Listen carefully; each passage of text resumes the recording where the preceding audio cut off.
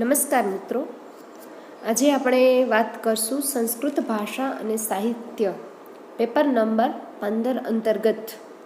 તમારે ત્રીજા યુનિટની અંદર સંસ્કૃત નિબંધો પૂછાય છે, તો એ નિબંધ વિશે આજે આપણે ચર્ચા કરવાના છીએ.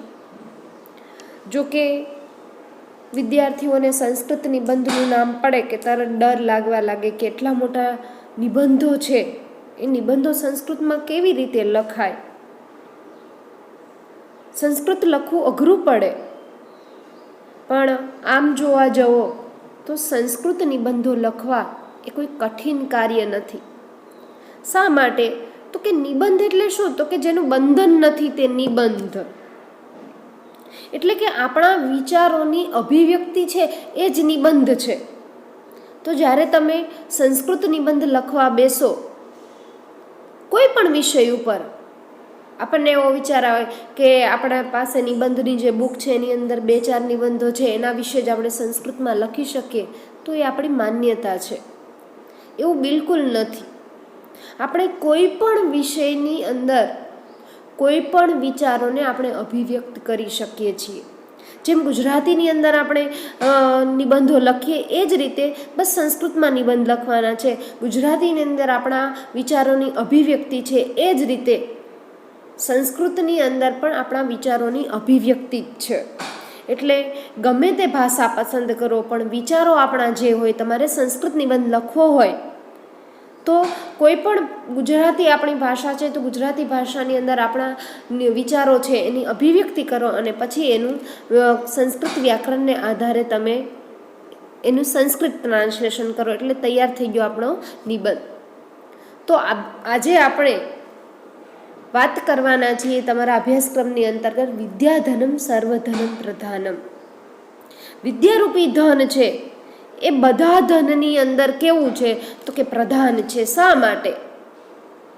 તો કે વિદ્યા ધન છે એ એવું ધન છે જેનાથી આપણી ઉન્નતિ શક્ય છે. વિદ્યા શબ્દથી તમે બધા જ પરિચિત છો. વિદ્યા એટલે જ્ઞાન.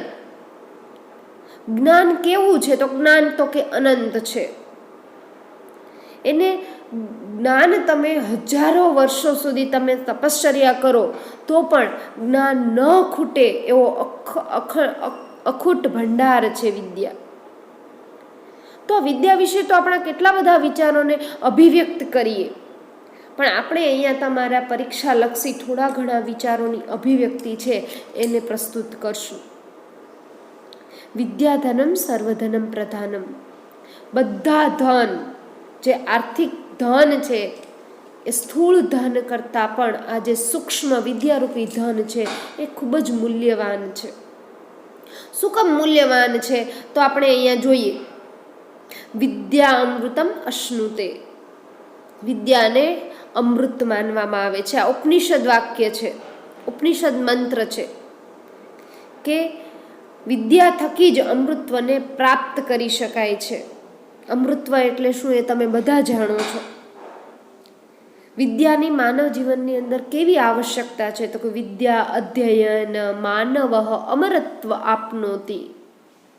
વિદ્યાના અધ્યયનથી જ માનવ છે એ અમરત્વની પ્રાપ્તિ કરી શકે છે. જ્ઞાનેન વિના નરઃ પશુઃ એવ અસ્તિ. જ્ઞાન વગર તો માણસ કેવો છે? પશુ સમાન છે. યસ્ય દેશસ્ય પ્રજા વિદ્યયા હીના અસ્તિ.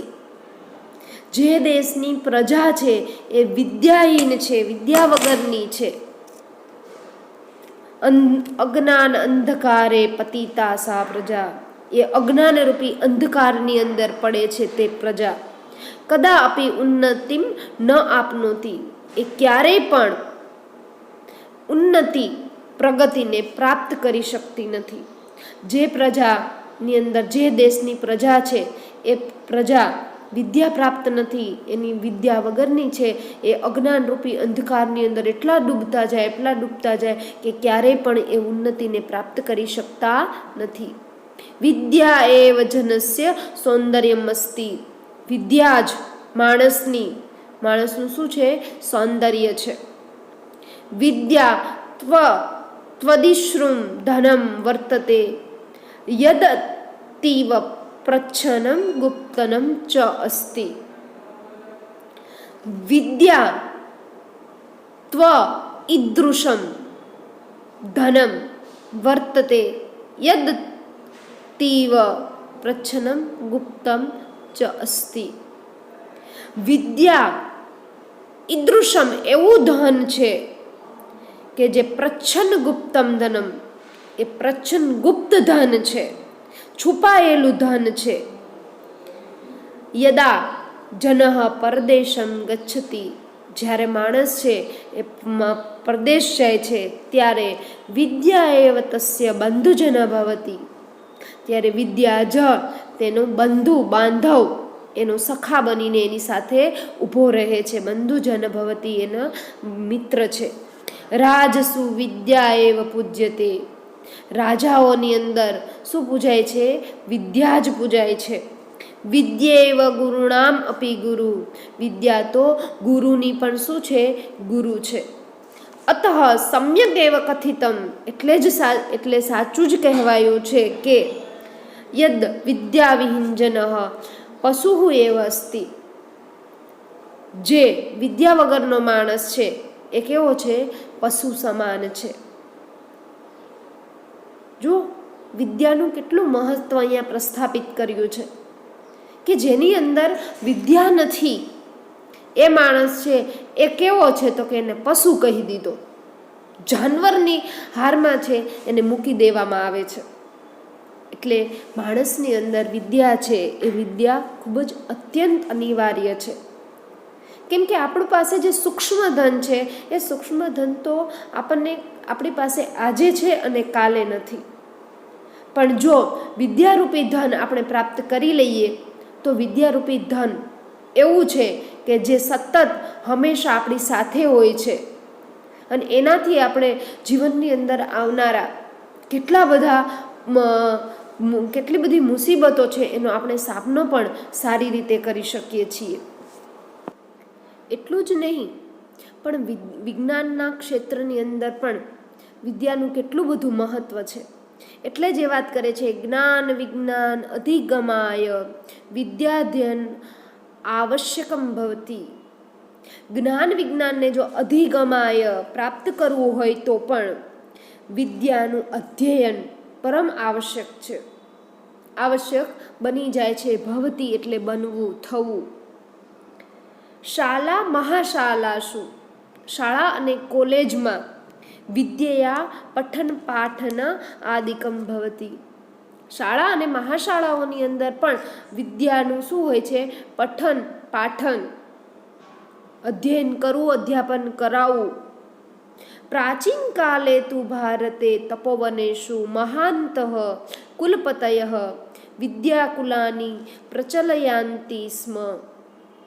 પ્રાચીન કાળના પણ ભારતની અંદર તપોવનની અંદર મહાન કુલપતિઓ દ્વારા વિદ્યાકુળોની સ્થાપના પ્રચલયંતી સ્મ, એની પ્રચલન હતું. પ્રાચીન સમયની અંદર પણ તપોવનની અંદર મહાશાળાઓનું નિર્માણ કરવામાં આવતું, વિદ્યાકુળ છે એનું કરવામાં આવતું. આપણા માનવ જીવનને 4 વર્ણની અંદર વિભાજિત કર્યા છે: બ્રહ્મચર્યશ્રમ, ગૃહસ્થાશ્રમ, વાનપ્રસ્થ, સંન્યાશ્રમ. તો જ્યારે વ્યક્તિ છે એ બ્રહ્મચર્યનું પાલન કરતો હોય ત્યારે કોઈ ઋષિમુનિઓના તપોવનની અંદર જઈ અને વિદ્યા અભ્યાસ કરતા. શા માટે? તો કે બ્રહ્મચર્યનું મુખ્ય કર્તવ્ય શું છે? મુખ્ય ધર્મ શું છે? તો કે વિદ્યાભ્યાસ પ્રાપ્ત કરવો. તેષુ વિદ્યાતીર્થેષુ સમાજસ્ય સર્વસ્ત્રેભ્યઃ છાત્રાઃ સમાગતવन्तઃ.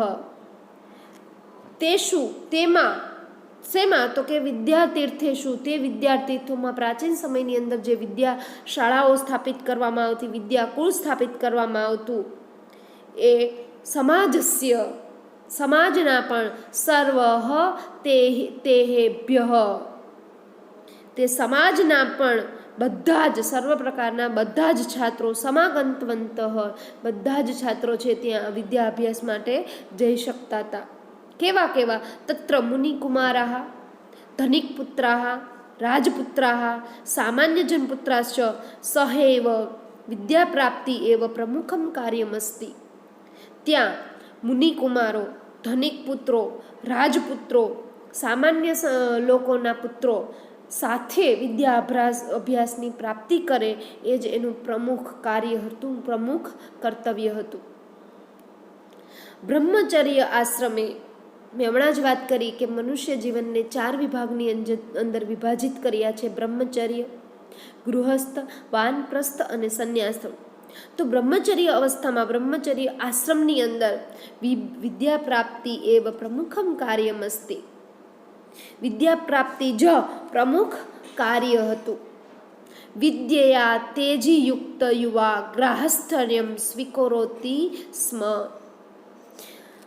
વિદ્યાથી તેજયુક્ત, વિદ્યાથી જેને તેજ પ્રાપ્ત કર્યું છે એવો યુવાન છે એ ગ્રાહસ્થર્યમ સ્વીકરોતિ સ્મ. એ ગ્રાહસ્થર્યમ એટલે ગૃહસ્થ અવસ્થાને શું કરતો હતો? પ્રાપ્ત કરતો હતો. એટલે કે બ્રહ્મચર્ય અવસ્થા પૂર્ણ થાય પછી યુવાને શું પ્રાપ્ત કરવું જોઈએ? તો કે યુવાને છે એ ગૃહસ્થાશ્રમની અંદર પગલાં માંડવા જોઈએ. પણ કોણે ગૃહસ્થાશ્રમની અંદર પગલાં માંડવાના છે? કે બ્રહ્મચર્ય અવસ્થાની અંદર વિદ્યા પ્રાપ્ત કરીને જે તેજયુક્ત બન્યો હોય. તતઃ ચ સર્વો અપી સમાજ સૌષ્ઠવેન પ્રચચાલ ભારત દેશેન સર્વાધિક સમુન્નતિમ તદા અકારી. શું કહે છે? તતઃ ત્યાર પછી જ, ચ એટલે અને, વિદ્યાર્થી યુવા છે એ ગૃહસ્થ જીવનને છે એ પ્રાપ્ત કરી લે અને ત્યાર પછી બધા પણ સમાજ સૌષ્ઠવેન, સમાજની અંદર સુષ્ઠુતા છે એ ચચાલ, ત્યાર પછી બધી જ રીતે સમાજની અંદર સૌષ્ઠવથી એ રહેતા શીખે. ભારત દેશેન, ભારત દેશમાં સર્વાધિક સમુન્નતિમ તદા અકારી, અર્થાત ભારત દેશની અંદર બધી જ રીતે ઉન્નતિને ત્યારે આકાર પામે છે. આધુનિક સમયે વિદ્યાર્થી જીવનની અંદર માત્ર પહેલાના જમાનાની અંદર વિદ્યાનું મહત્વ હતું એટલું જ નહીં, પણ આધુનિક સમાજની અંદર પણ વિદ્યાનું એટલું જ મહત્વ છે. એટલે કે આધુનિક સમયે અપી, આધુનિક સમયમાં પણ ભૌતિક આધ્યાત્મિક કલ્યાણાર્થાણામ વિદ્યાધ્યયનમ તથૈવ આવશ્યકમ. આધુનિક સમયમાં પણ ભૌતિક અને આધ્યાત્મિક ઉન્નતિ માટે, કલ્યાણ માટે પણ વિદ્યા અધ્યયન તથૈવ તેવી જ રીતે કલ્યાણકારક છે જેવી રીતે પહેલાંના સમયની અંદર કલ્યાણકારક હતું. વિશ્વવિદ્યાલય આદિભ્ય ઉપાધિમ ગૃહીત્વા જનઃ સુયોગ્યતા અર્થાધિગમમ કર્તુમ શક્નોતિ. વિશ્વવિદ્યાલયની અંદર ઉપાધિ, શાળા, મહાશાળાની અંદર ડિગ્રી, જેને તમે ડિગ્રી કહો છો, એ ડિગ્રી પ્રાપ્ત કરીને ગૃહીત્વા, ગ્રહણ કરીને લોકો સુયોગ્ય રીતે અર્થ અધિગમ્યમ કર્તુમ શક્નોતિ. અર્થ સારી રીતે અર્થ કરવા, કોઈ પણ વાક્ય છે, કોઈ પણ સમજ છે, એ સમાજની અંદર રહેવા માટે અર્થાધિગમમ, બરાબર, અર્થને સારી રીતે પ્રાપ્ત કરવા, કર્તુમ શક્નોતિ, પ્રાપ્ત કરવા માટે શક્નોતિ એટલે શું છે? શક્ય છે. કથમ ચ ઇતિ ઉચ્યતે, બરાબર, શું કહે છે? કે કથમ ચ એટલે અને, ઇતિ ઉચ્યતે કથમ એટલે કહેવું, અને આવું ઉચ્યતે એટલે સારી રીતે જ કહેવાયું છે. શું કહેવાયું છે? વિદ્યા દદાતિ વિનયમ વિનયાત્યાતિ પાત્રતમ. વિદ્યા શું આપે છે? માણસની અંદર વિનય આપે છે. વિનયાત્યાતિ પાત્રતમ. વિનય જો વ્યક્તિની અંદર હોય તો એની અંદર પાત્રતા આવે છે. પાત્રત્વા ધનમ આપનોતિ. જો તમારી અંદર પાત્રતા કેળવાઈ જાય, જેને તમે સ્કિલ કહો છો, કે મારી અંદર આવડત છે, એ જ પાત્રતા. અને જો તમારી અંદર આવડત હોય, પાત્રતા હોય, તો તમે ધનની પ્રાપ્તિ કરી શકો છો. ધનાદ ધર્મ તતઃ સુખમ. અને ધનથી શું પ્રાપ્ત થાય છે? ધર્મ પ્રાપ્ત થાય છે. અને ધર્મ, જો માણસ ધર્મના રસ્તે ચડી જાય એ માણસ છે એ પોતાના કર્તવ્યને સમજે, ધર્મ અર્થાત કર્તવ્યને સમજે તો માણસ છે એ સુખની પ્રાપ્તિ પણ કરી શકે છે. એવં ચ વિદ્યયા સુખ પ્રાપ્તિ ભવતી. એવમ આ જ પ્રમાણે વિદ્યાથી સુખની પણ પ્રાપ્તિ થાય છે. સર્વે અપી માનવ સમૂહ પ્રાપ્તિ અર્થમ એવ કર્મરતો દૃશ્યતે. આપણો સર્વે અપી બધો જ માનવ સમુદાય છે એ સુખની પ્રાપ્તિ માટે જ, જો શું કહે છે, સુખ પ્રાપ્યાર્થમ, સુખની પ્રાપ્તિ માટે જ કર્મરત થાય છે, કર્મરત જોવા મળે છે. આજે આપણે ધન કમાઈએ છીએ શું કામ? તો કે આપણે સારી લાઈફ જીવી શકીએ એટલે. નો સારી લાઈફ આપણે જીવી શકીએ તો શેની પ્રાપ્તિ થાય? તો કે સુખની પ્રાપ્તિ થાય. તો દરેક માણસ છે એ સુખને ઝંખે છે, કોઈ માણસ છે એ દુઃખને ઝંખતું નથી. એટલે વિદ્યાથી જ છે એ તમે ધન પ્રાપ્ત કરી શકો, અને ધન હોય તમારી પાસે એટલે તમે સુખ શોધવા પ્રયત્ન કરો છો. જીવનસ્ય પરમાત્મનઃ માયાયાઃ વિશ્વશ્ચ સમ્યક્તયા જ્ઞાનમ સ્યાત્ તર્હિ ત્વ આધ્યાત્મિકમ જ્ઞાનમ વિદ્યા વા કથ્યતે.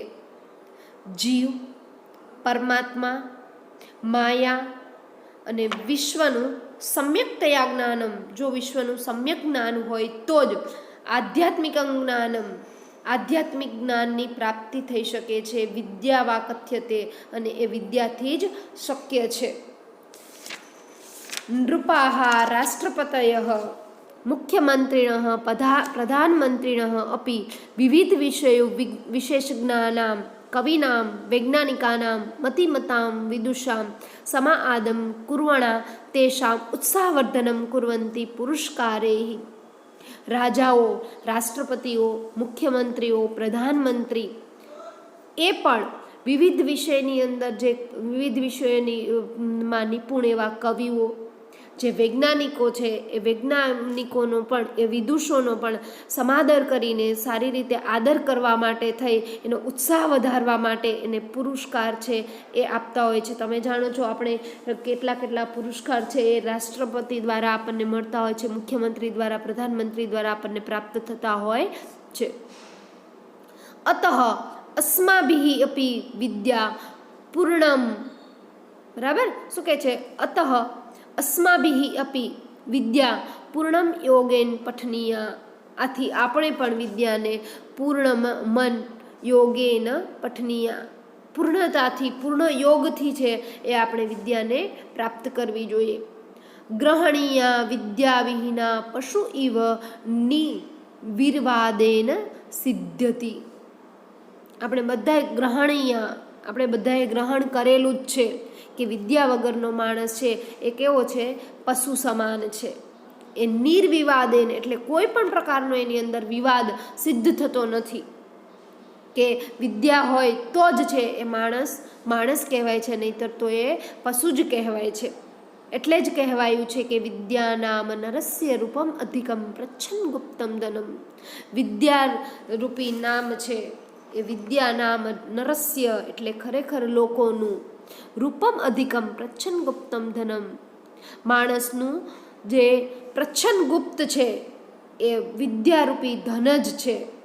એનું ગુપ્ત ધન છે એ વિદ્યા જ છે. વિદ્યા ભોગ કરી યશઃ સુખ કરી. વિદ્યા જ ભોગ અપાવે છે, વિદ્યા જ તમને સુખ અપાવે છે. વિદ્યા ગુરુણામ ગુરુ, વિદ્યા તો ગુરુની પણ શું છે? ગુરુ છે. વિદ્યા બંધુજનો વિદેશ ગમને વિદ્યા પરમ દેવતમ. વિદ્યા છે એ જ વિદેશ ગમને એટલે જ્યારે તમે વિદેશ જાઓ છો ત્યારે તમારા બંધુજન એ છે એ તમારો સખા બનીને ઊભો રહે છે. વિદ્યા પરમ દેવતમ, વિદ્યા જ પરમ. વિદ્યા રાજ સુપૂજ્યતે નહીં ધનમ, વિદ્યા વિહીન પશુ. વિદ્યા રાજાઓની અંદર પૂજાય છે, નહીં કે ધન. વિદ્યા વિહીન પશુ, વિદ્યા વગરનો માણસ છે એ કેવો છે? પશુ સમાન છે. તમે આ શ્લોક છે એ ઘણી બધી જગ્યાએ છે એ તમે સાંભળેલો હશે. અને આ જે શ્લોક છે એનો ભાવાર્થ ખૂબ જ સરળ શબ્દોની અંદર સમજાઈ જાય એવો છે, પણ એની અંદર રહેલું જે અર્થ ગાંભીર્ય છે એ ખૂબ સમજવા જેવું છે. કે રાજા, અહીંયા છેલ્લી પંક્તિની અંદર એ વાત કરે છે કે રાજાઓની અંદર ધન નથી પૂજાતું. શું પૂજાય છે? વિદ્યા પૂજાય છે. આવું શું કામ કીધું? તો તમે ક્યારેક કાદંબરી અંતર્ગત સુકનાસ ઉપદેશ જો તમે વાંચ્યો હોય તો તમને ખ્યાલ આવે કે ત્યાં જે સુકનાસ છે એ ચંદ્રાપીઠને ઉપદેશ આપે છે ત્યારે સ્વયં કહે છે કે લક્ષ્મી તો ખૂબ ચંચળ છે. તો જે ચંચળ હોય એનો વિશ્વાસ કેવી રીતે થાય, ભરોસો કેવી રીતે આવે? લક્ષ્મી પણ એની પાસે જ જાય છે કે જ્યાં એનું યોગ્ય મૂલ્ય અંકાતું હોય. તો લક્ષ્મી પણ એમનેમ નથી આવતી. તો એ લક્ષ્મી કરતાં પણ મૂલ્યવાન અહીંયા વિદ્યાને કીધી છે. કેમ કે લક્ષ્મી તો પાત્રતા જોઈને જાય. એક દિવસ લક્ષ્મી હોય તો બીજે દિવસે લક્ષ્મી ન પણ હોય, પણ વિદ્યા છે એ માનવની અંદર સારી રીતે જો તમે જ્ઞાન પ્રાપ્ત કરો તો હંમેશા એની અંદર રહેનારું છે. વિદ્યા અધુના યુગે અતિ આવશ્યકમ અસ્તિ. આ યુગની અંદર વિદ્યા છે એ ખૂબ જ આવશ્યક છે. શું કામ? તો વિદ્યા વિહીન પશુભિઃ સમાનઃ. એ તમે હમણાં જ જાણી ગયા કે વિદ્યા વગરનો માણસ છે એ કેવો છે? પશુ સમાન છે. વિદ્યા એવ મનુષ્યાઃ સંસારસ્ય સર્વશ્રેષ્ઠાઃ પ્રાણિનઃ ભવન્તિ. વિદ્યા જ સમગ્ર વિદ્યા એવ, વિદ્યાથી જ તૃતીય વિભક્તિ છે. વિદ્યાથી જ મનુષ્યાઃ સંસારસ્ય સર્વશ્રેષ્ઠાઃ પ્રાણિનઃ ભવન્તિ.